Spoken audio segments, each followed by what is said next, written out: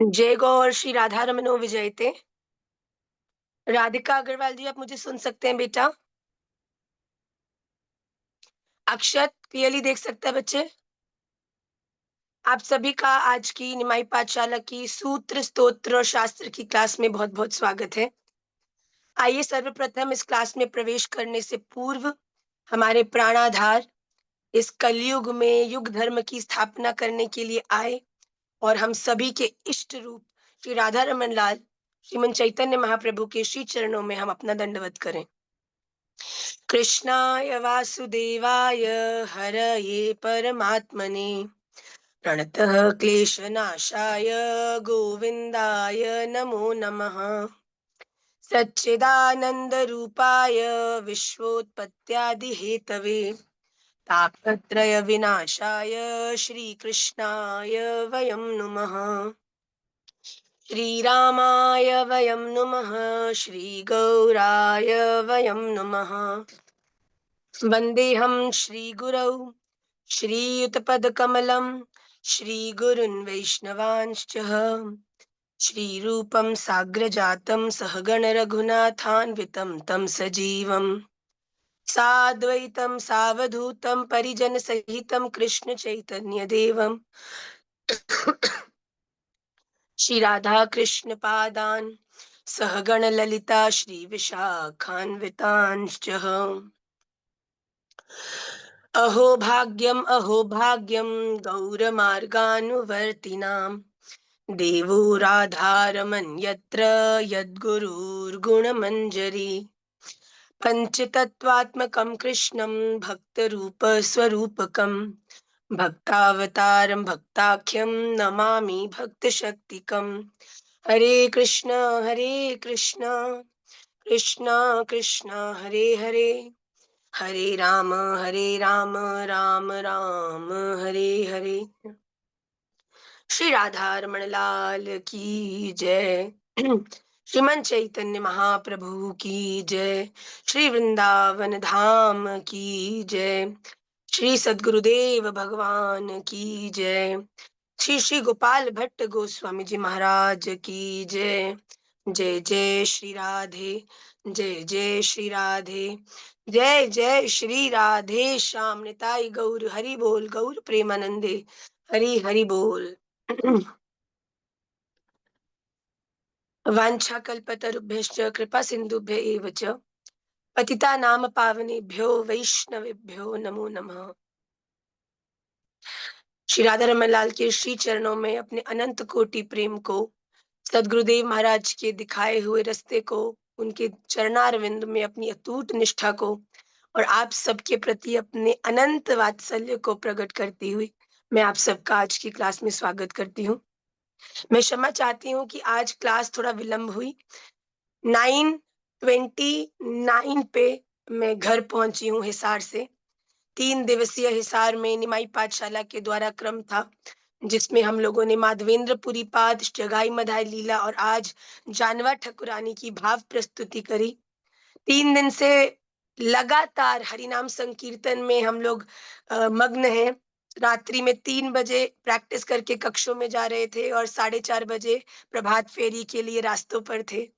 तो हरिनाम कीर्तन और बिल्कुल न सोना और खूब ठाकुर जी के आनंद के कारण स्वास्थ्य की प्रतिकूलता है। पहले सोचा था कि 8 बजे तक पहुंच जाएंगे, पर रास्ते में थे और सिग्नल प्रॉब्लम होता, इसीलिए क्लास के समय को मैंने 1.5 घंटा आगे किया, जिससे कि आप सबकी सेवा में मैं पहुंच सकूं बिना किसी विघ्नता के।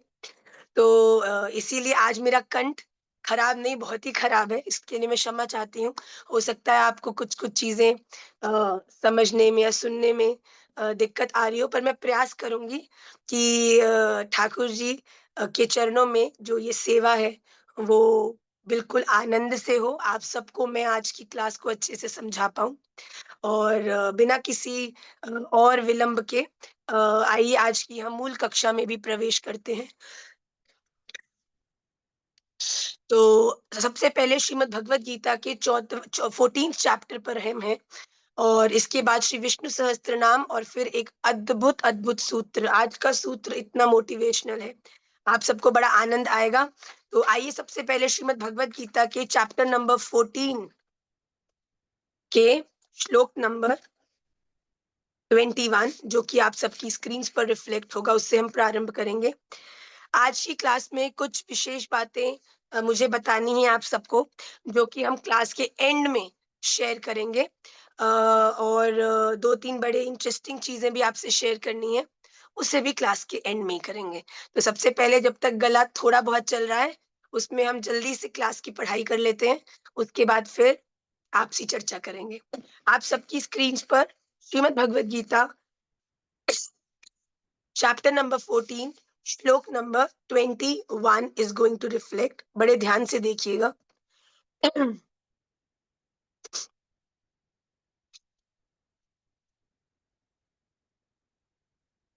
आप सबकी स्क्रीन्स पर रिफ्लेक्ट हो रहा है श्लोक।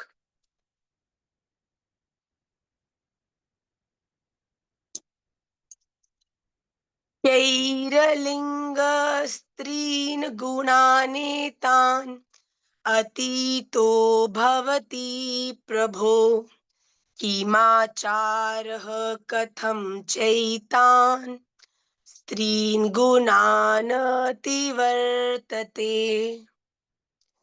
कै लिङ्गैः त्रीन् गुणान् एतान् अतीतः भवति प्रभो किमाचारः कथं च एतान् त्रीन् गुणान् अतिवर्तते। अब अर्जुन यहाँ पर भगवान से जिज्ञासा कर रहे हैं। क्या कह रहे हैं अर्जुन? एतान त्रीन गुणान, इन तीनों गुणों से अतीत, परे, अतीत पुरुष, यही मतलब कौन कौन से, किन किन, लिंग ही, लक्षणों से युक्त होता है, च और किमाचार, किस प्रकार के आचरण वाला, किस प्रकार के आचरण वाला भवती होता है। प्रभो, हे प्रभु, कथम, मनुष्य किस उपाय से इन तीनों गुणों से अतीत होता है। देखिए भगवान ने ये तो बता दिया कि ये तीन गुण प्रकृति के कौन से हैं? सात्विक, राजसिक और तामसिक। अब अर्जुन के मन में ये जिज्ञासा आई कि प्रभु आपने ये तो बता दिया कि सात्विक व्यक्ति के क्या गुण होते हैं, और जो व्यक्ति सात्विक कर्म करता है उसकी गति क्या होती है। राजसिक व्यक्ति के क्या गुण होते हैं और उसकी गति क्या होती है। तामसिक व्यक्ति के क्या गुण होते हैं और उसकी गति क्या होती है। पर अब अर्जुन कह रहे हैं कि भगवान आपने मुझे तीनों की प्रकृति के गुण बताए, अब मैं ये चाहता हूं कि आप मुझे गुणातीत पुरुष के क्या गुण होते हैं। जो हमारे काम की बात है भैया, कि वो पुरुष जो इन तीनों गुणों से परे होकर अपने जीवन में कर्म कर रहा है, उस पुरुष का क्या गुण होता है। तो यहाँ पे अर्जुन ये जिज्ञासा कर रहे हैं कि आप मुझे प्रकाश डालिए उस व्यक्ति के आचरण पर, गुणों पर, जो ना तो सात्विक कर्म करता है, ना ही राजसिक कर्म करता है, और ना ही तामसिक कर्म करता है। ऐसा कह के अर्जुन भगवान श्री कृष्ण से जिज्ञासा कर रहे हैं। आइए अगले श्लोक में देखिए कि भगवान ने अर्जुन को क्या बताया है कि क्या गुण होते हैं जो व्यक्ति गुणातीत होता है उसके।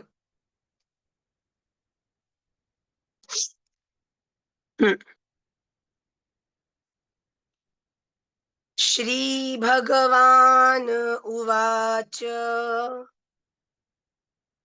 प्रकाशं च प्रवृत्तिं च मोहमेव च पांडव न द्वेष्टि संप्रवृत्तानि न निवृत्तानि कांक्षति। बड़े ध्यान से सुनिएगा, मोस्ट इंपॉर्टेंट श्लोक ऑफ द क्लास। पांडव, हे अर्जुन, प्रकाशम, जो पुरुष सत्व गुण के कार्य रूप प्रकाश को और प्रवृत्तिम, रजोगुण के कार्य रूप प्रवृत्ति को, च तथा मोहम, तमोगुण के कार्य रूप मोह को, एवं न प्रवृत्तानि, इन तीनों को भी न तो प्रवृत्त होने पर और न निवृत्त होने पर, जो प्रवृत्त होने पर द्वेष करता है और न निवृत्तानि, निवृत्त होने पर उनकी आकांक्षा करता है। बड़ी इंपॉर्टेंट बात है, कानों को खोल लीजिए, बड़ी जरूरी बात है। भगवान ने अर्जुन को सबसे पहली चीज बोली कि मैं तुझे ये गुण बताऊं कि गुणातीत व्यक्ति में क्या क्वालिटीज होती हैं। उससे पहले तू ये बात समझ। क्या बात समझ? कि जो गुणातीत व्यक्ति होता है ना, वो अपनी जीवन में स्ट्रगल नहीं करता। बात बड़ी जोरदारी की है, समझ लीजिएगा। हम अपने जीवन में क्या करते हैं कि हम सदैव लड़ाई करते हैं विकारों से, ये नहीं वो नहीं। भगवान कहते हैं प्रकृति में रह रहे हो और प्रकृति के गुण तुम में विद्यमान है तो उलझोगे ही ना। अब भगवान कहते हैं देखो, एक व्यक्ति समझदार कौन सा होता है? जिसको ये पता हो कि आगे इस रोड पर गड्ढा है भैया, बहुत बड़ा गड्ढा, इतना गहरा गड्ढा जिसको भरना बड़ा मुश्किल है। अब वो व्यक्ति क्या करेगा? अगर तो गड्ढा भरने जाएगा तो भी कष्ट में रहेगा कि भरता जाएगा, नहीं मैं भर दूंगा, नहीं मैं भर दूंगा, नहीं मैं भर दूंगा, समय भी बर्बाद और भरा भी नहीं जाएगा, है ना। और या फिर या तो उससे द्वेष करेगा कि अरे ये गड्ढा, इस रास्ते पर मैं जाऊंगा ही नहीं, ये रास्ता तो मेरे लिए है ही नहीं। या फिर उस गड्ढे को भरने में समय व्यतीत कर देगा। भगवान कहते हैं ऐसे दोनों व्यक्ति ही हमेशा दुखी रहते हैं। देखिए समझदार व्यक्ति कौन है, गुणातीत व्यक्ति कौन है? जिसको ये पता है कि इस रोड पर आगे गड्ढा है और क्या पता है कि इस गड्ढे से मुझे इसको भरने में समय नहीं लगाना है। मुझे ज्ञान है, मुझे पता है यहाँ गड्ढा है, तो इस गड्ढे से बचकर साइड से मुझे आगे बढ़ जाना है। सबसे जरूरी बात है भक्ति। हम हमेशा लड़ते हैं, मुझसे वैष्णव अपराध हो गया, मुझे क्रोध बहुत आता है, मैं मोही बहुत हूँ, मैं ये बहुत हूँ, मुझे मोह नहीं करना। मुझे दिन से कितने मैसेज आते हैं कि माँ I am always very attached to people. मैं इस अटैचमेंट को खत्म कैसे करूं? इस युद्ध को जीतना असंभव है। अगर आप ये सोच रहे हो कि आप ये अटैचमेंट रूपी युद्ध को जीत सकते हो, this is impossible, because this is a quality of nature and nature is the place where you are residing. एक बात बताओ, इंग्लैंड में बैठे हो जहां सर्दी है, ऐसा हो ही नहीं सकता कि सर्दी का अनुभव ना हो। इंग्लैंड में बैठकर कह रहे हो मुझे सर्दी नहीं लगे, हो सकता है? सर्दी तो लगेगी। तुम क्या कर सकते हो? ये ज्ञान है। इंग्लैंड जा रहा हूं, वहां सर्दी होगी, तो भैया मोटे कपड़े ले जाओ ना। अपना क्रम क्या है? ज्ञान। गड्ढा भरने जाओगे तो भी मरोगे। भगवान कहते हैं वो व्यक्ति जो अपने जीवन में सहज हो चुका है, जो व्यक्ति अपने जीवन में उस परमात्मा के परम सत्य का ज्ञान प्राप्त कर चुका है, वो जानता है दुनिया के कलेश से मुझे बच के जाना है, क्रोध से मुझे बच के निकलना है, दुनिया की गलत एसोसिएशन से एसोसिएशंस को ठीक करने चलोगे ना, तो भैया देखो माया देवी बड़ी प्रगाढ़ है। ठीक करते करते कहीं तुम ही नहीं बिगड़ जाओ, ऐसा भी हो सकता है। तो भगवान क्या कहते हैं कि इस दुनिया में वो व्यक्ति जो, देखो दो चीजें कही यहाँ पर भगवान ने, प्रकाश और प्रवृत्ति तथा मोह। प्रकाश अर्थात सत्व गुण करने का जो संकल्प है, अच्छे काम सकाम इच्छा से। प्रवृत्ति और मोह मतलब सात्विक, राजसिक और तामसिक, ये सभी अच्छी तरह से प्रवृत्त हो जाएं तो भी गुणातीत मनुष्य इससे द्वेष नहीं करता, लड़ता नहीं है। दुनिया में कुछ आपके जीवन में कुछ गड़बड़ हो रही है, गलतियां हो रही हैं, नेगेटिविटी आ रही है, लड़ना नहीं है। क्या करना है? मैं अपने जीवन में पॉजिटिविटी कैसे लाऊं, उस ज्ञान के बारे में जानना है और नेगेटिविटी से बच के निकल जाना है। मैं तो घनी अपने खानदान की सबकी सोचने की जो क्या कहते हैं थिंकिंग प्रोसेस है उसे ही बदल डालूंगी। रो रहे हैं, मम्मी सुनती नहीं है, पापा मानते नहीं है, वृंदावन लाते नहीं है। अरे भैया मत उलझो। गुणातीत व्यक्ति उलझने में नहीं, सुलझने में विश्वास रखता है। वो प्रॉब्लम्स को केटर नहीं करता, वो सॉल्यूशन ओरिएंटेड माइंड से सीधा अपने लक्ष्य की ओर बढ़ जाता है। भैया जिसके ऊपर ठाकुर जी की कृपा होनी होगी, वो अपने आप ही किसी ना किसी रूप में किसी ना किसी चीज से इंस्पायर होकर अच्छे रास्ते पर चल देगा। और अगर तुमने ये सोच के ठान ली ना कि मैं ही घड़ा सबको बदल दूंगी, तो ये भी हो सकता है कहीं ये माया तुम्हें ही नहीं बदल दे भैया। तो भगवान कहते हैं गुणातीत व्यक्ति का सबसे पहला लक्षण है कि वो सहज है। दुनिया के आसपास होने वाले राजसिक, सात्विक और तामसिक कर्मों में ना तो वो प्रवृत्त होता है, ना उनसे अटैच होता है, ना उनसे डिटैच होता है। तो वो क्या होता है? वो उनका ज्ञान प्राप्त करके साइड से निकल जाता है।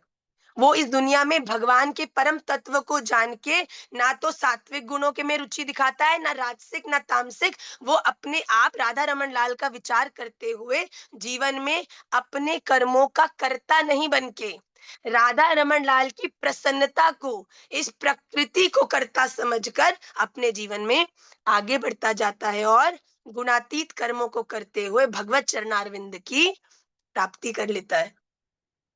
तो कलेश जहाँ हो रहा होता है, वहाँ पे कोई बड़े संत देवता बन के बैठकर वहाँ सुलझाने की कोशिश मत करो।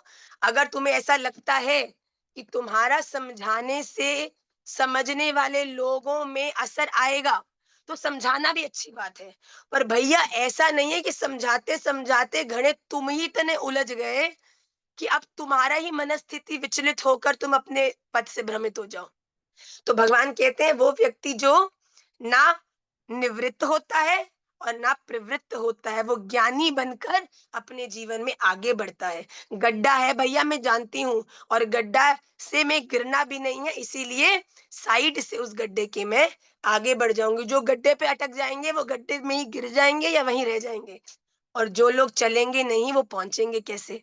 तो भगवान कहते इजी हो जाओ, डोंट वरी भैया, इट्स माय मूवी।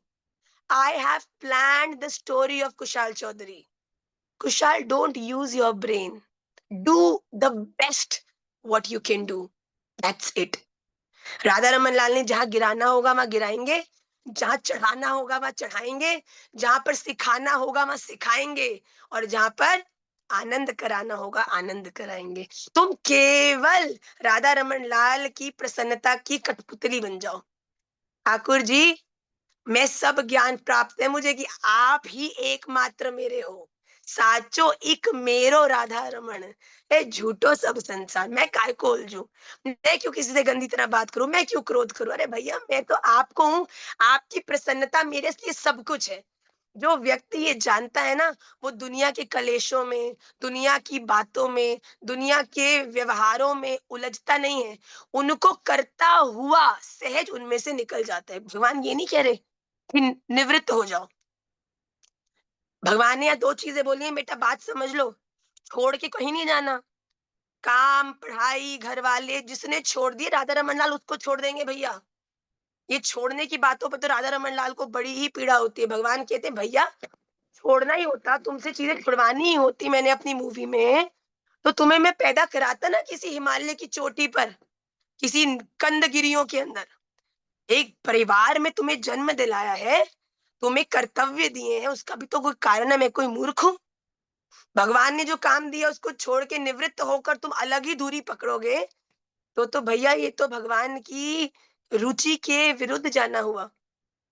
तो भगवान कहते हैं वो व्यक्ति जो ना निवृत्त होता है और ना प्रवृत्त। प्रवृत्त मतलब प्रवेश करना, निवृत्त मतलब छोड़ देना। ना तो भैया हम इन परिवारों में, संसारों में उलझे हुए हैं, और ना ही इनसे विलग हैं। हम इस संसार में अपना कर्तव्य करते हुए राधा रमन लाल की प्रसन्न, राधा रमन लाल की डायरेक्शन में पूरा बिलीव रखो। ही इज द, कहते हैं ना, संजय लीला भंसाली की मूवी आती है तो सबको बड़ी एक्सपेक्टेशन होती है कि ये तो अमेजिंग ही होने वाली है, मतलब बहुत ही सुंदर होगी, है ना? सबको ये चीज़ लगती है कि हाँ भैया बड़ा ही अद्भुत कुछ मूवी आएगी, ये होगा।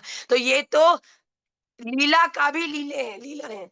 ये तो ऐसे डायरेक्टर हैं जिनकी लेखनी इतनी अद्भुत है कि अगर आप पूर्ण विश्वास रखोगे तो आपके जीवन में आनंद ही आनंद भर जाएगा भैया। तो भगवान ने क्या कहा? गुणातीत व्यक्ति का सबसे पहला लक्षण क्या है कि वो ना इस संसार के सात्विक, राजसिक, तामसिक प्रवृत्तियों में ना तो वो प्रवेश करता है और ना ही उनसे निवृत्त होता है।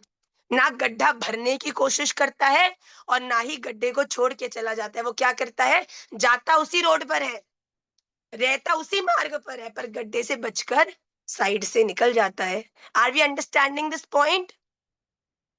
हिमांशु जी, बात समझ आई आपको? Very good. The next shloka will clarify this further.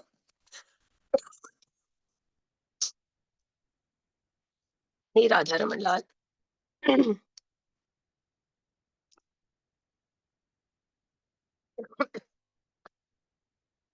उदासीनवदासीनो गुणैर्यो न विचाल्यते गुणावर्तन्त इत्येव योऽवतिष्ठति निङ्गते। यह जो उदासीनवत साक्षी के सदृश आसीन स्थित हुआ गुणई गुणों के द्वारा न विचालयेत विचलित नहीं किया जा सकता गुणा एव वर्तन्ते गुण ही गुणों में बरतते हैं इति ऐसे समझता हुआ जो यह सच्चिदानंद घन परमात्मा में एक ही भाव से अवतिष्ठति स्थित रहता है उस स्थिति के कभी विचलित नहीं होता। जो मेरा डिपार्टमेंट ही नहीं है उसके प्रॉफिट या लॉसेस से अपनी बुद्धि को क्यों खराब करते हो भैया। भगवान कह रहे हैं कभी तुमने कोई उदास व्यक्ति को देखा है? जो व्यक्ति जब किसी व्यक्ति का जब बड़ा मन खराब हो जाता है बड़ा दुखी होता है तब कुछ करने का मन करता है ना नहाने का मन करता है ना बात करने का मन करता है ना कहीं जाने का मन करता है ना ही कहीं किसी से बात बोलने का मन करता ना किसी को देखने का मन करता है। वो क्या कहता है वो व्यक्ति हर चीज के प्रति अरुचि उसके मन में जागृत हो जाती है और वो अपने आप में सिमट जाता है। होता है कि नहीं होता? प्रैक्टिकली होता है ना? जो भगवान कह रहे it's not something which is a myth, relatable है ना। जब मन दुखी होता है तो मन करता है ना किसी से बात नहीं करनी, ये दुनिया सब बेकार है, कोई समझता नहीं है। तो भगवान क्या कह रहे हैं, जो उदासीन की तरह स्थित है। देखो भगवान कह रहे हैं इस पूरी दुनिया में जो इस परम ज्ञान से परिचित हो चुका है कि राधा रमन लाल के लिए ही जीवन के हर कर्म को करना है, बाकी ये सब तो टेम्पररी रोल्स हैं। जैसे कि मूवी में हीरो को चोट लगी, हीरो गिरा, खून निकला, दर्द हुआ, बहुत ज्यादा रोया और उसके अगले सीन में ही हीरो फिर से हीरो हो गया, हीरो फिर से कुशल हो गया। तो भैया एक बात बताओ, ये राधा रमन जी की मूवी में भी कई लोगों के कटु शब्द आपको पीड़ा दे सकते हैं, कुछ चीजें दूसरों के द्वारा की हुई आपको खुशी दे सकती हैं, पर मैं साची बनूं बताऊं, जैसे ही दूसरा सीन शुरू होगा ना परिस्थितियां बदल जाएंगी भैया।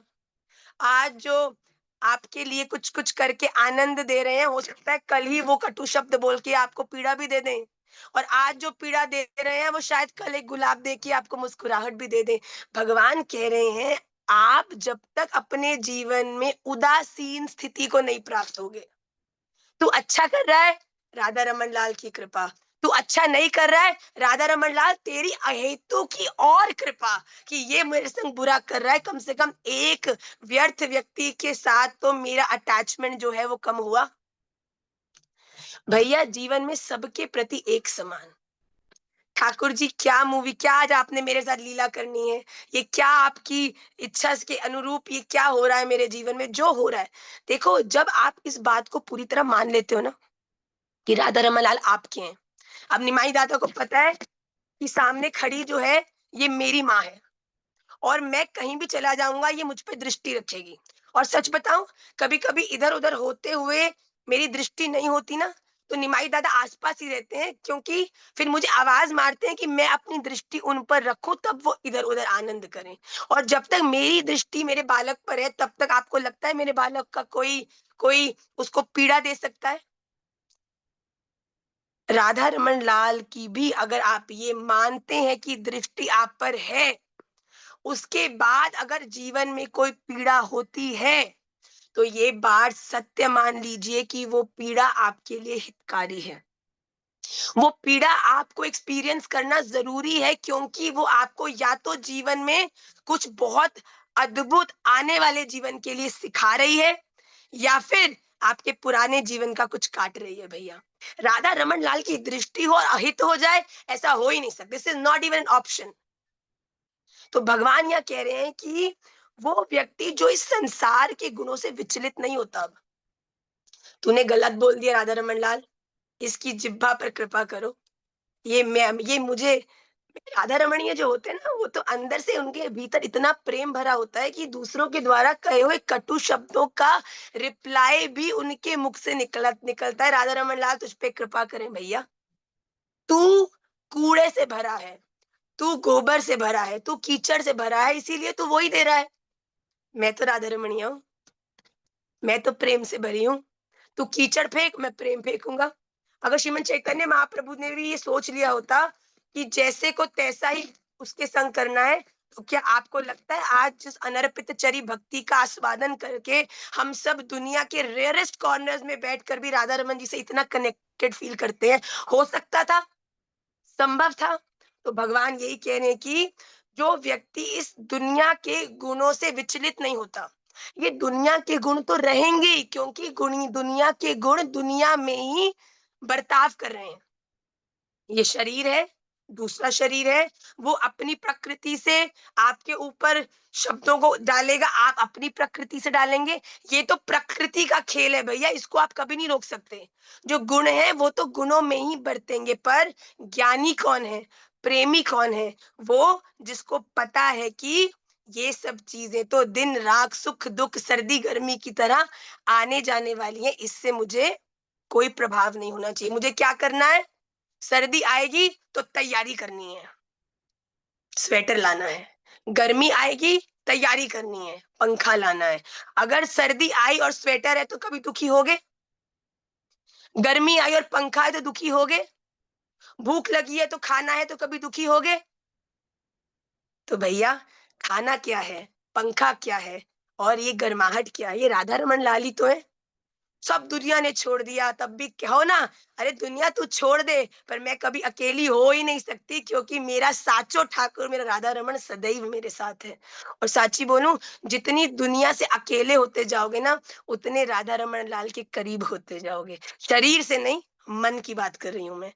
तो भगवान यहाँ कह रहे हैं कि जब तक जीवन में उदासीन की तरह स्थित नहीं होगे, उदासीन की तरह स्थित अर्थात हम अपने जीवन में पूरी दुनिया के सात्विक राजसिक तामसिक लोगों की प्रवृत्तियों से अप्रभावित होकर अपनी प्रवृत्ति को कभी विचलित नहीं करें, औरों के कारण अपने स्टेट ऑफ माइंड को कभी भी खराब नहीं करें। बताओ, शब्द उनके, जीवन तुम्हारा, वो तो बोल के निकल गया और तुम विचलित होकर डिप्रेस हो गए, तो कौन जीता? वो जीत गए। तो कहाँ के तुम भजनानंदी हुए? कहाँ के तुम भक्त कहलाते हो? कहाँ के तुम वैष्णव हुए? अरे राधा रमणिया तो बोलना नहीं, बताऊंगी, मार पिटाई करूंगी।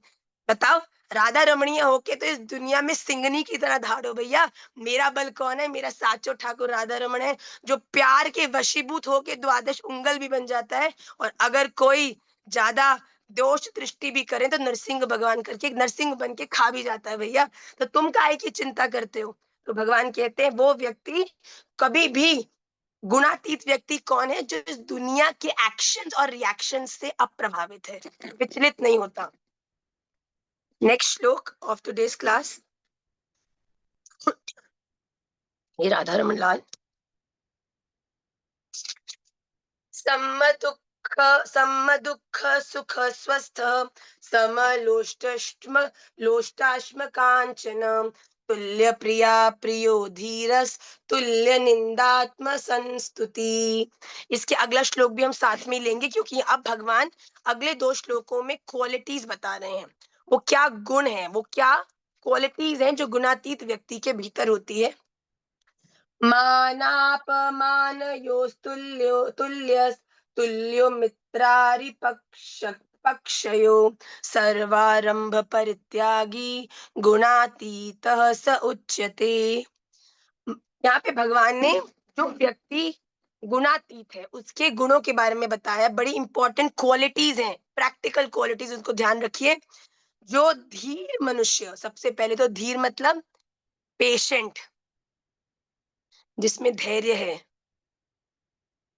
अगर आप में धैर्य नहीं है तो आप कभी भी भक्ति नहीं कर सकते। आपको you have to have faith in the plans of Radha Raman. अधीर नहीं होना, मैंने ये मांगा मिला नहीं, ठाकुर जी है कि नहीं, ये वो। आपके जीवन में जब तक धीरज नहीं होगा, धैर्य नहीं होगा, तब तक आपके जीवन, हाँ धीरज खन्ना जी आप नहीं, धैर्य वाली बात हो रही है यहाँ पर। जो धीर मनुष्य दुख सुख में सम, दुख सुख मतलब जीवन में चाहे दुख आए चाहे सुख आए, राधा रमन लाल की कृपा तथा अपने स्वरूप में स्थित रहता है। अर्थात मैं कौन हूँ? शरीर नहीं हूँ, मैं नीतू पनवर भी नहीं हूँ, मैं लड़की भी नहीं हूँ, मैं कोई जगह में रहने वाली लड़की भी नहीं हूँ। मैं अपने माता-पिता की बेटी भी नहीं हूँ। मैं भाई-बहनों की बहन भी नहीं हूँ। मैं कौन हूँ? जीवेर स्वरूप होए नित्य कृष्ण दास। गोपी भरतु पद कमलयोर दास दासानुदास। जिस दिन इस बात का ज्ञान हो गया ना, तू कौन है भैया? तू कोई शरीर नहीं है, तू कोई वर्ण नहीं है, तू कोई बेटी-बहन नहीं है, तू कौन है? तू राधा रमन लाल के चरणाश्रित, उनकी अति प्रिय गोपियों के भी दासों के भी दासों की भी दासी है लाली। बताओ भैया कैसे तुम्हारा ऐसे 10 स्टार्स लग गए हो किसी के भैया छाती पर, तो कैसे छाती चौड़ी करके घूमता है भैया। हम सबके तो मोर मुकुटधारी श्री कृष्ण राधा रमण लाल ने अपने चरणारविंद हम सबके शीश पर रखे हैं भैया। तो तुम्हारे साथ तुम तो कितने बलशाली हो। भगवान कहते हैं जो व्यक्ति इस बात के परम ज्ञान को प्राप्त है कि वो कौन है, तो वो कभी इस दुनिया में के एक्शन रिएक्शन से विचलित नहीं होता। हमेशा अपने स्वरूप में रहो। मैं कौन हूँ? राधा रमणीय। क्या ये मेरे लिए शोभनीय है? है? नहीं है। उसके अनुसार जीवन में हमेशा स्थित। राधा रमणीय, राधा रमन लाल को प्रसन्न होगा, राधा रमन लाल को प्रसन्न नहीं होगा। मुझे ये करना चाहिए, मुझे ये नहीं करना चाहिए, मुझे ये जाना चाहिए, मुझे नहीं जाना चाहिए, मुझे ये बोलना चाहिए, मुझे नहीं बोलना चाहिए, मुझे ये सुनना चाहिए, नहीं सुनना चाहिए, मुझे ये देखना चाहिए, मुझे नहीं देखना। हर एक निर्णय के उच्च में राधा रमन लाल जो मिट्टी के ढेले पत्थर और सोने में सम रहता है, अर्थात जीवन में सक्सेस में भी बड़ा खुश है, राधा रमन लाल की कृपा का अनुभव करता है और जीवन के फेलियर्स में भी उनकी कृपा की प्रार्थना करता है। राधा रमन लाल आपकी इच्छा से आज मैं राधा रमणीय आपका प्रिय शिष्य, आपका आश्रित आज इस स्थिति से गुजर रहा हूँ। निश्चित आप मुझे जीवन में कुछ बहुत सुंदर बात सिखाना चाहते हैं। विश्वास, हम सक्सेस में तो बड़े ठाकुर जी को चलो धन्यवाद भी कर देते हैं, पर प्रतिकूलताओं में ठाकुर जी की कृपा पर संशय करने लगते हैं। मैं तो इतनी परिक्रमा देती थी, मैं तो इतना माला करती थी, इतना फिर ठाकुर जी ने ऐसा क्यों किया भैया? इस बात के लिए हम कभी भी ठाकुर जी की कृपा पर संशय नहीं करें। प्रिय अप्रिय में सम रहता है। जो दोस्तों के साथ तो अच्छा ही है, पर जो दोस्त नहीं है, उनके साथ भी वो उनके साथ अच्छा दोस्त नहीं है, पर उनके लिए कृपा हो उन पे ये प्रार्थना करता है। जो दोस्त है उनके संग दोस्त रहता है, जो शत्रु है उनके लिए प्रार्थना करता है, उनसे उनका तुम किसी के दुश्मन हो सकते हो उसकी मनस्थिति के कारण, उसके ईर्ष्या के कारण, द्वेष के कारण, तुम एक अच्छे भक्त हो उसके कारण, पर एक भक्त का कभी कोई शत्रु नहीं होता। क्योंकि भक्त के पास शत्रुता के लिए नफ़रत जो चाहिए वो है ही नहीं। अंदर तो प्रेम ही प्रेम भरा है राधा रमन लाल का। तो तुम किसी को बद्दुआ दे कैसे सकते हो? किसी से ईर्ष्या कर कैसे सकते हो? फिर भगवान कह रहे हैं जो अपनी निंदा स्तुति में सम रहता है। कोई अच्छी बातें बोल रहा हो, स्तुति कर रहा हो, भई आहा कृष्ण काशनी काशनी तुम तो भैया क्या गाती हो, क्या तुम्हें श्लोक आते हैं, वाह, वाह, वाह, वाह, वाह!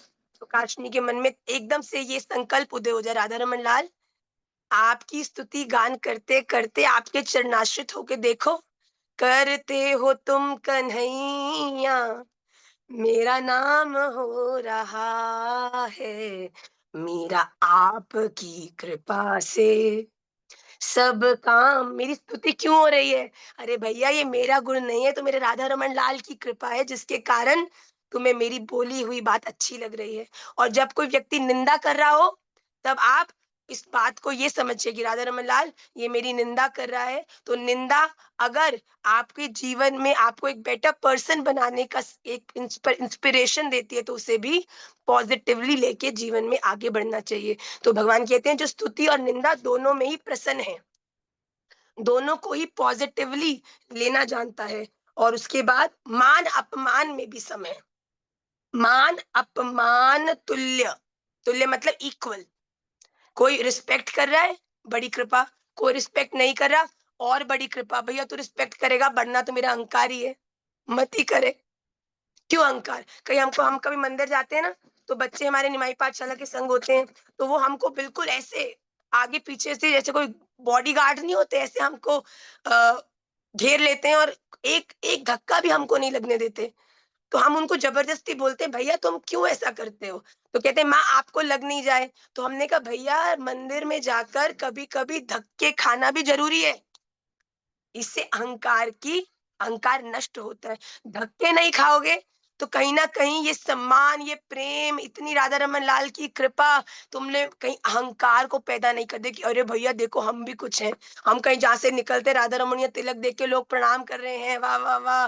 लोग देख रहे हैं कि अरे भैया ये तो बहुत माला करती है, तो रोज़ राधा रमन दर्शन आती है, ये तो ये है, ये तो वो है। तो भैया ये वाली जो ये मीठी ज़हर की पुड़िया है ना, खाने में बड़ी मीठी लगती है। पर अंदर जो है ना, ऐसा ये स्लो पॉइज़न है, स्लो पॉइज़न जाता रहता है ये प्रेज़ेज़ वाला और ये स्लो पॉइज़न जाता, जाता, जाता एक दिन आपको ही नष्ट कर देता है। तो भैया जो अपने मान और अपमान दोनों में तुल्य है, राधा रमन लाल सब आपका है। कोई मेरी प्रेज़ कर रहा है, तो वो आपकी कृपा है, कोई मेरी बुराई कर रहा है, तो मैं अपनी उस बुराई पर काम करने का प्रयास करूँगी। इस प्रकार का आचरण करता है। जो मित्र शत्रु के पक्ष में सम रहता है और जो संपूर्ण कर्मों के आरंभ का त्यागी है। मैं तो कुछ करती नहीं हूँ खुद, सब कुछ करने वाले मेरे राधा रमण हैं। तुमने किया तो फल भी तुम्हें भोगना पड़ेगा, अच्छा भी किया चाहे। मैं जीवन में जो भी करूँ, जैसा भी करूँ, मेरा कारण, मेरा कर्ता राधा रमण लाल ही है। तो जब तुमने कुछ किया ही नहीं, तो उसको भोगने के लिए भी तुम्हें दोबारा क्यों आना पड़ेगा भाई? आज मेरा शरीर नहीं मान रहा था। आज मुझे बहुत काउंसिल किया गया क्लास को कैंसल कर दिया जाए। आप क्लास करोगे कैसे? माँ कंठ से तो आवाज़ ही नहीं निकल रही। मैंने कहा देखो, मेरा कर्तव्य है क्लास को करना, क्लास में आना, पढ़ाना। अब ठाकुर जी को अगर कंठ से आवाज़ नहीं ही निकालनी होगी तो नहीं निकलेगी तो सामने होगी तो अपने आप क्लास कैंसल करनी पड़ेगी, सामने से। पर मैं अपने प्रयास को विफल नहीं करूँगी जब तक मेरा प्रयास पूरा नहीं होता। और मुझे लगता है नहीं-नहीं करके भी थोड़ा बहुत तो आप सब समझ ही पा रहे हैं कि क्लास में क्या चल रहा है। तो भगवान यही कह रहे हैं कि वो व्यक्ति मैंने कहा राधा रमन लाल मुझे बोलने से क्या मिलेगा? जब अंदर बैठे राधा रमन लाल का मन होता है, आगे बैठे राधा रमन लाल पर कृपा करने का, तो राधा रमन की बात है ना भैया तुम काहे फँसते हो? आस्था त्यागी, राखी सेन, भव्य सोनी, रेणुका गोस्वामी काहे आपस में फँसती हैं कि इनकी बात सुन के मैंने ये किया कि मेरी बात सुन के उन्होंने ये किया। अरे मेरे अंदर बैठे राधा रमन लाल आपके अंदर बैठे राधा रमन लाल से मिलना चाहते थे भैया। इसीलिए सब प्रतिकूलताओं के होते हुए भी रात्रि के 10:15 बजे आप और हम कक्षा में बैठे हैं भैया। ये है राधा रमन लाल से प्रेम का भाव। तो आज की क्लास में केवल इतना ही। जल्दी से आज लेट भी बहुत हो गया, पर जैसा मैंने कहा कि मेरे लिए मेरा जीवन है आप सब, मेरे लिए मेरे राधा रमण की सेवा है आप सबकी सेवा। तो चाहे मुझे 12 भी बज जाते, मैं तो आती और आप सबको मतलब नॉर्मल क्लास से भी ज़्यादा आज बच्चे जो क्लास में हैं, मैं राधा रमन लाल से पूरे दिल से कि राधा रमन लाल अगर कभी आपको मेरी किसी भी सेवा से आपके हृदय को प्रसन्नता हुई हो, तो आज क्लास में आए हर बच्चे के ऊपर अपनी अनंत कोटि प्रेम वर्षा आप करना। उनके जीवन में खूब आपके चरणों की भक्ति प्रीति हो। इतनी रात्रि को भी सब चीज़ों को त्याग करके आपके प्रेम के लिए आज जो इतनी रात को कक्षा में बैठे हैं भैया, यही तो प्रयास है जो गोविंद को तुम्हारे द्वार तक ले आता है भैया। आप मैं दिल से राधा रमन जी से आज प्रार्थना कर रही हूँ कि ठाकुर जी आप सब पर अपनी कृपा दृष्टि, अपना वो वरिष्ठ हस्त कमल हमेशा विराजमान रखें जिससे कि आप राधा रमन की प्राप्ति करने में सफल हों। आइए जल्दी से आज के सूत्र में प्रवेश करते हैं।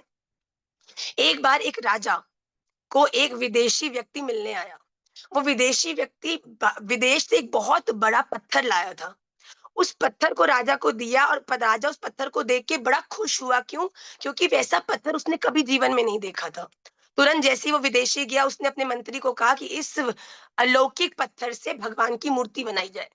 तो वो जो मंत्री था उस पत्थर को लेके एक कारीगर के पास गया और कहा कि इससे भगवान श्री कृष्ण की सुंदर सी मूर्ति बना दो।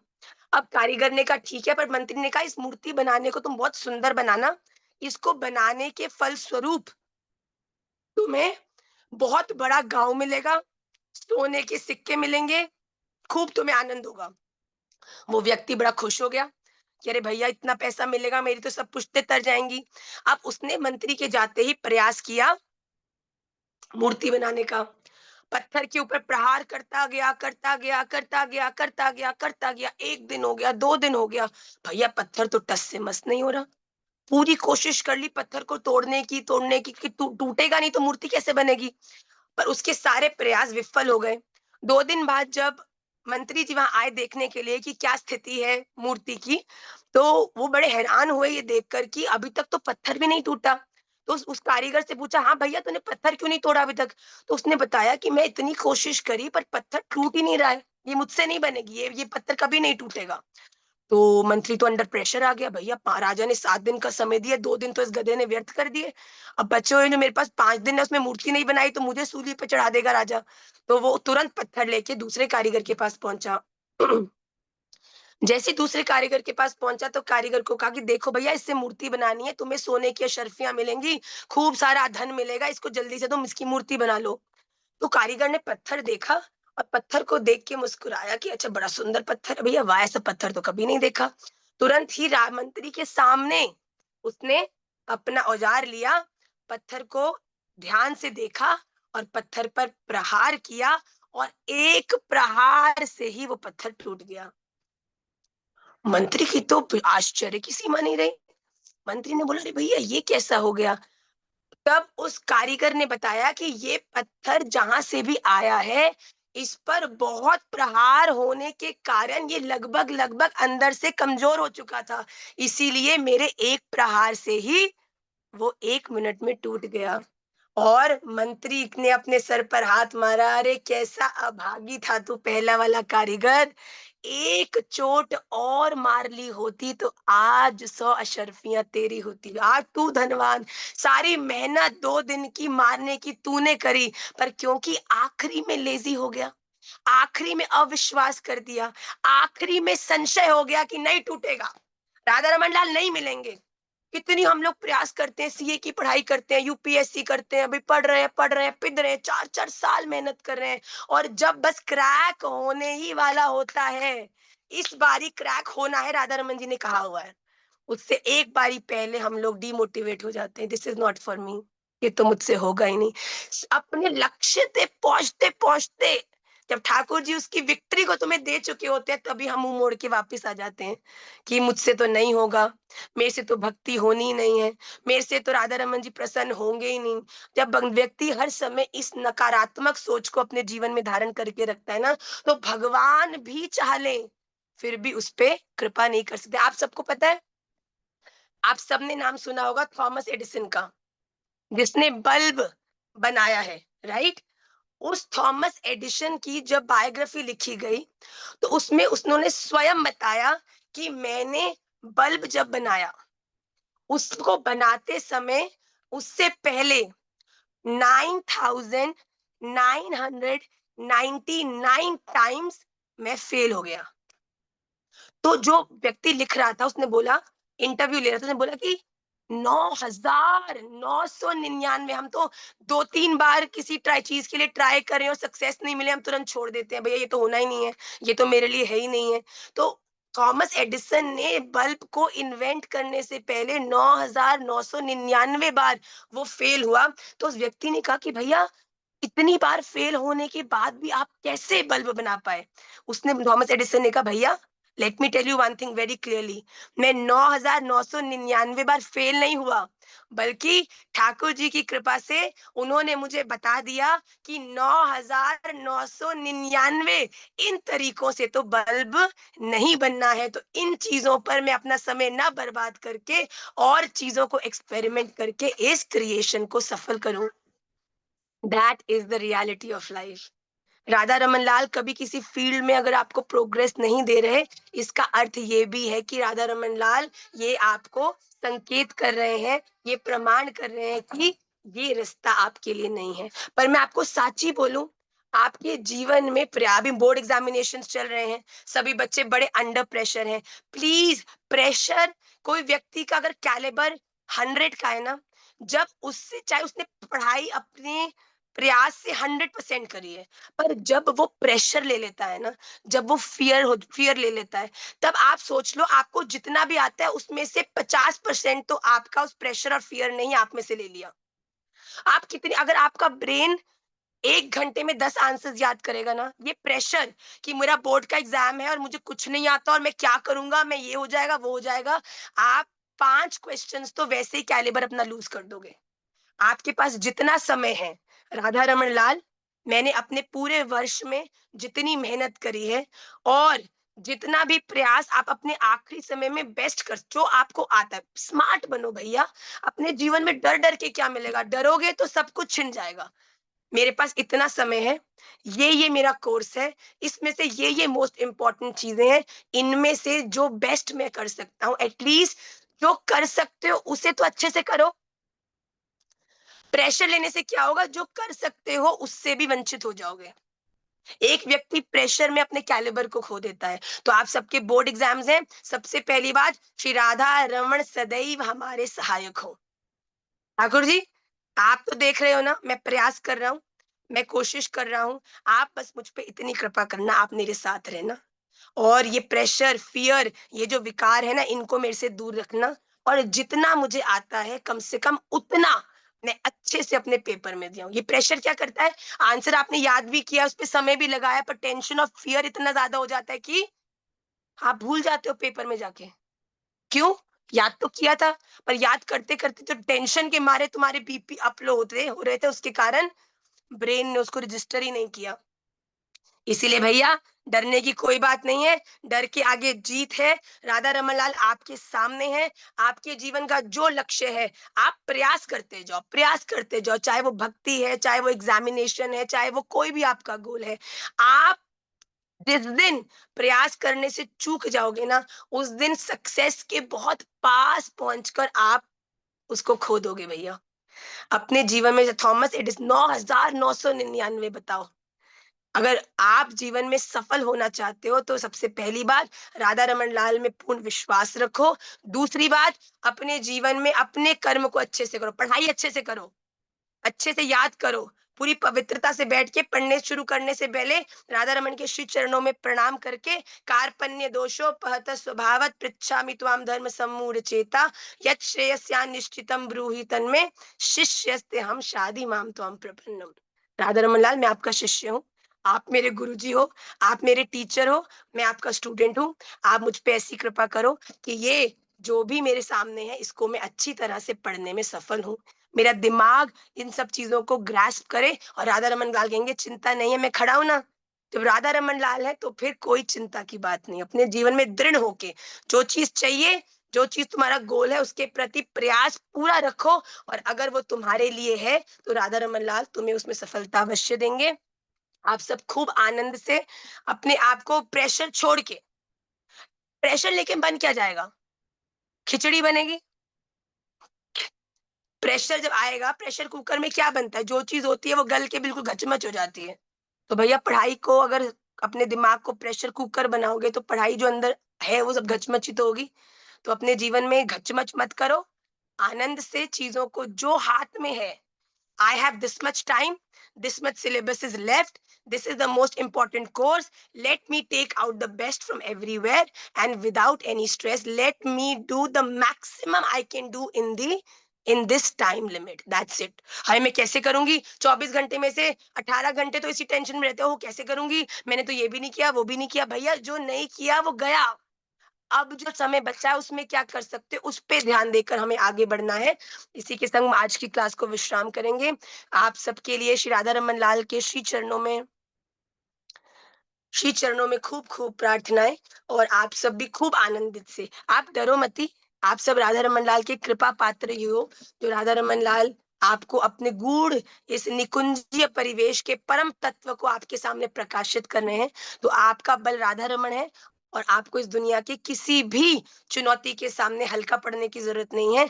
आपको लग रहा है कि आप अकेले खड़े हो, पर साच्ची बोलूँ, आपके पीछे राधा रमन लाल आपके ऊपर से सब चीज़ों पर दृष्टि बनाए बैठे हैं कि मेरा भक्त क्या कर रहा है, क्यों कर रहा है और कौन मेरे भक्त के लिए क्या कर रहा है। तो आप सब बिल्कुल चिंता मत करिए और I think this was it announcement.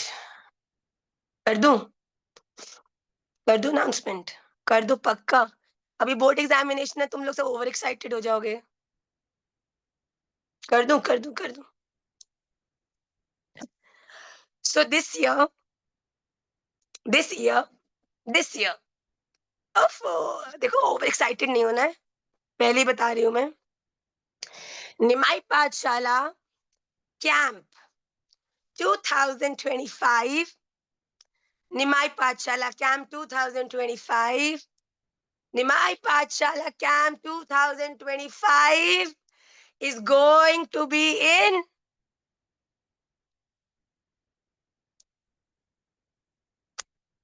Her her Mahadev.